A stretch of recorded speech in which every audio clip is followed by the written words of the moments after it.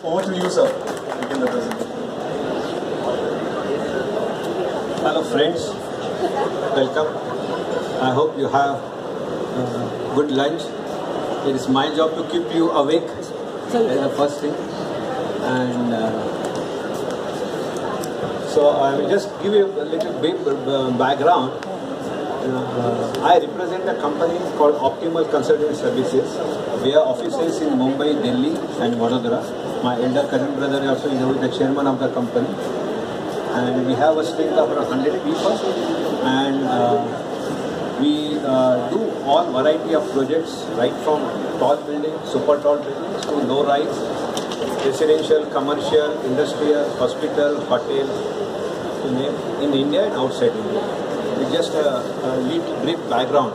Now I am a hardcore structural engineer. I am looking at crowd here, so it is a little mixed crowd. Slightly people are more associated with the waterproofing, looks like a bit.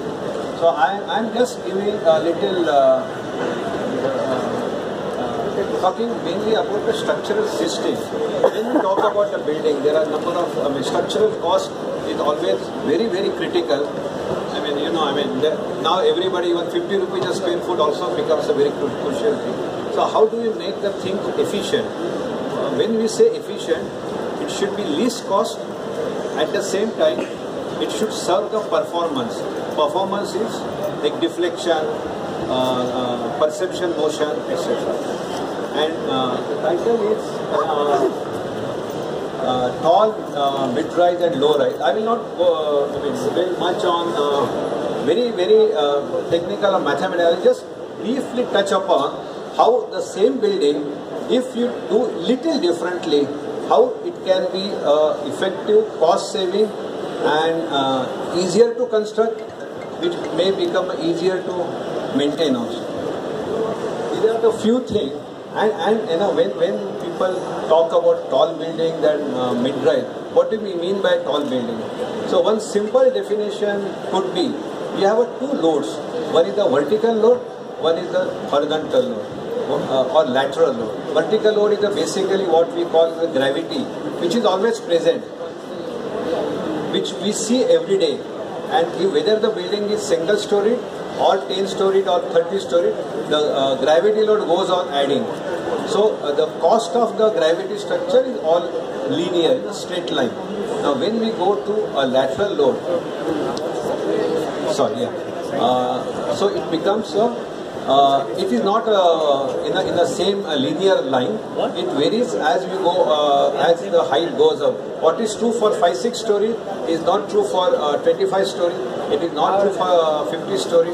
It will not be same true for 80 or 100 story. So lateral load becomes a critical thing. And when the lateral load governs the design, that is the definition of a tall building. Any tall building becomes governing criteria is the lateral load. So I will just touch upon few things by which you can make the system little more efficient. I am just looking at the thought whether I know whether people will be able to appreciate, because this is a generalistic which is probably meant for structural engineering forum. So I am trying to make it little simpler, by which whichever project you are associated or you are going to start, how does it help you? So basically when you start a project, the first is you have to decide the location of the vertical members. Now the location of vertical member is sometimes architect indicates, or naturally where we have a wall, etc.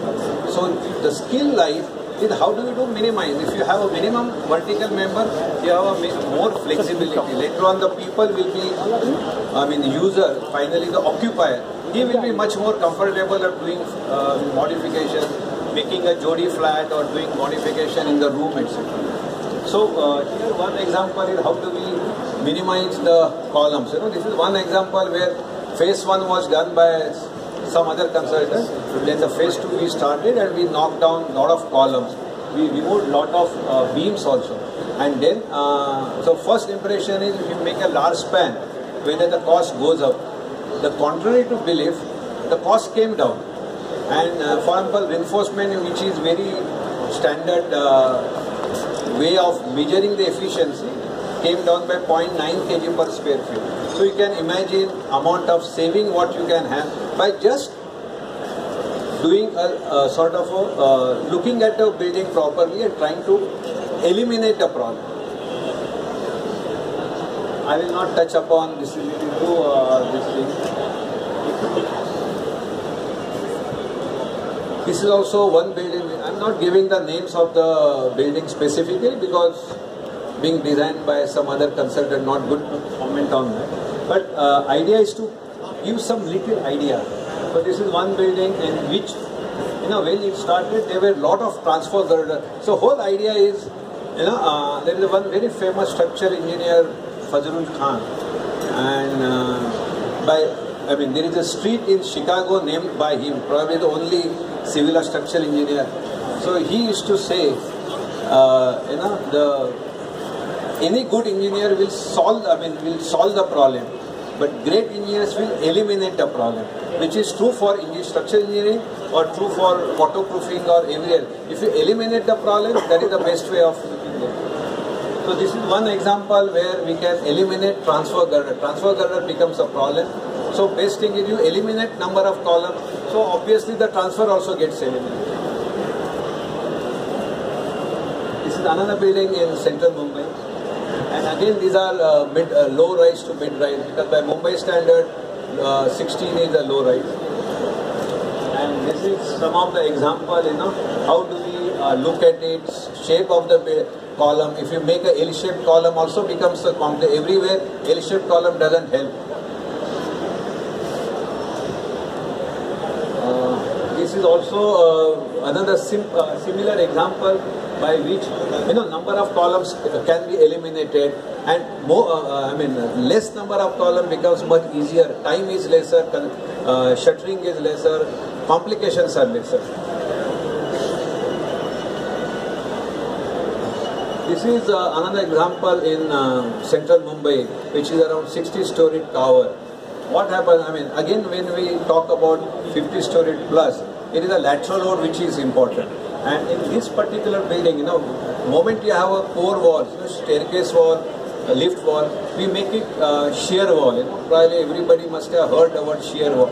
Shear wall is the building element which is the long wall which will take load, lateral load, horizontal load because of wind and earthquake through shear.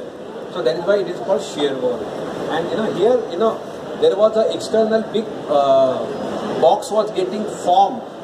Geometry itself was like that. So all the internal walls, they were not taking any load. So the whole exercise first to analyze, find out what is the contribution of the particular member, and members which are not contributing basically eliminate. So all unwanted material you should knock off. And this is one example where, and also there was a link slab, because typically whenever we join core wall to opposite side core wall, that the connecting corridor, connecting slab is called link slab, which attracts lot of load. So it is generally thicker.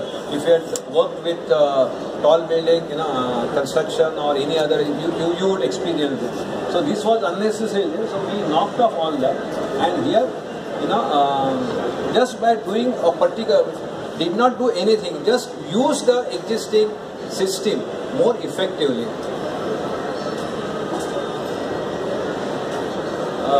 Here, one total, this particular project, total, there are two identical towers. One tower alone, the steel saving was 1600 ton of reinforcement was knocked off. So imagine what sort of cost saving, time saving. This is another tower where we used what is called a eye. So there was some elements were there. So we made some elements little stronger and other elements we removed. The moment we get us eye, it became very strong, by which we eliminated a lot of unwanted members, reduced the thickness. Okay, this is another building which is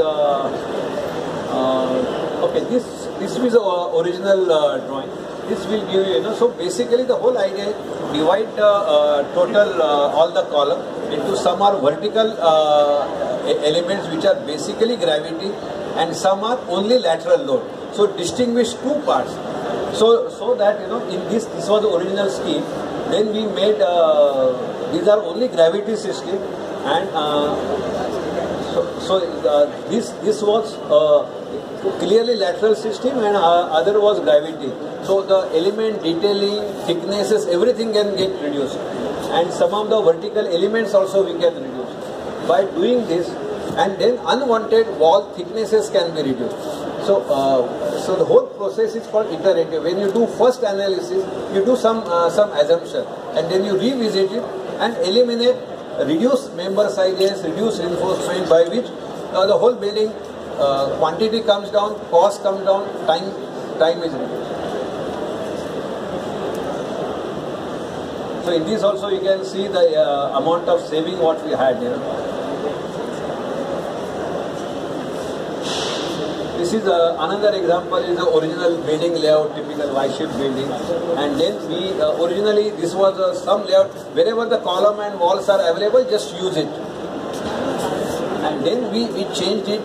We had some system, the vertical, lateral, etc. And the whole idea is how do we eliminate unwanted material. That is the basic theme.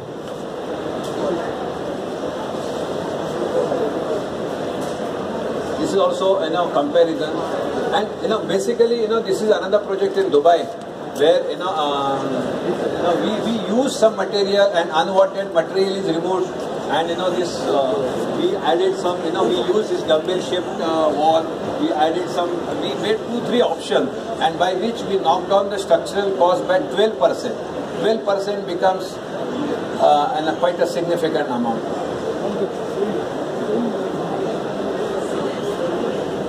This is also another example. Is this is a Kharghar, around 55-story tower. It was referred in earlier morning discussion in some other conference room. So there also we removed. Basically, the whole idea is whatever is retained, we keep it. Whatever is extra or not required, just knock it off. This same complex, another building where we change vertical location. The whole idea is you have to resist the load, and how do we resist the load? By minimum number of vertical elements. So detailing is simplified, and so basically you are aiming as a least cost solution. Okay, thank you. I hope I have kept you awake. And I know, the crowd over here is little more, I was not aware. I would have changed the topic of this thing, After coming over here, I realized, the target audience is little different, I hope I have not bored you enough. Any question, general question if you have? If you all have any questions, feel free to ask.